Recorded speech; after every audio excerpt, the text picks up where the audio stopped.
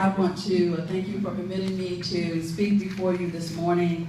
I know that during the last few weeks there have been many unsubstantiated news reports, and as a result, you all have come together today for this particular meeting, dealing with my endorsement, which I so richly deserved and have worked very hard for over the years. And hopefully many of you have seen my interview with Mr. Charles Thomas on ABC, where I clarified that the rumors related to raiding my house were not true. And when I talked to you, Mr. Chairman, and I told you that they were not true, that's absolutely correct. And the rumors related to my office absolutely were not correct. And I indicated related to myself on that particular interview. I was not told who was the target of the reason for needing my cell phone, and therefore I don't know who is the target of their investigation. But investigations are started all the time. Many of you have probably had investigations going related to you. Sometimes you don't even know they're going. People will just start investigations because it could be your opponent, could be some disgruntled customer, could be anybody. But you have to deal with it. We have to deal with it as public figures. I've been very loyal to the party.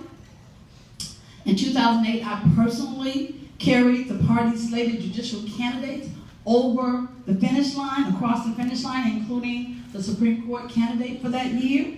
It was the first year in a long time that many slated judicial candidates had actually won. And I didn't even have an opponent, but I got up every Sunday morning and took them to church after church after church and worked hard for this party. That's what I've done. I have maintained integrity in my office every day, worked very hard. I don't know where these accusations are coming from, but it could be any of you. This kind of precedence is a precedence that you do not want to set.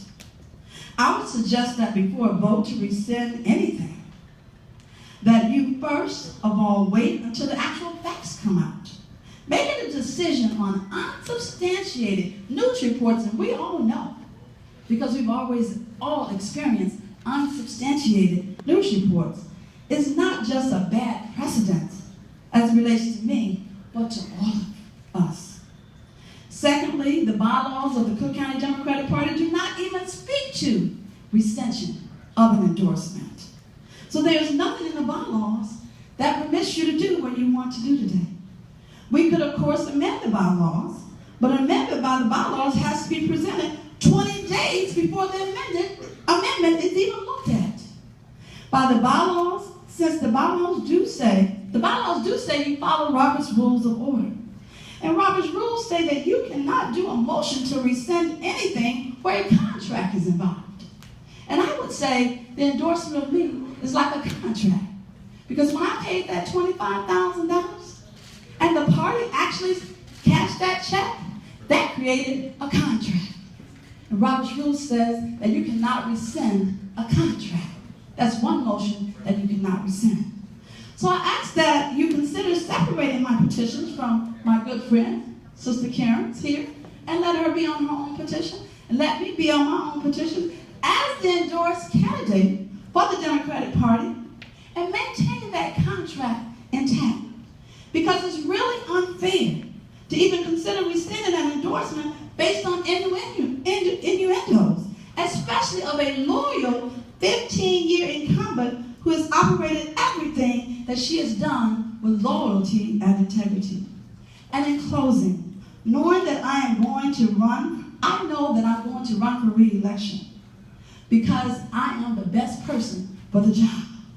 I deserve your continued endorsement because in my hearts of hearts, I know that I have not done anything wrong.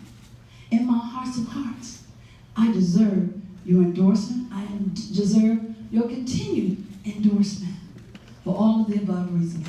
Thank you all so very much. God bless you. Thank you, Dorothy.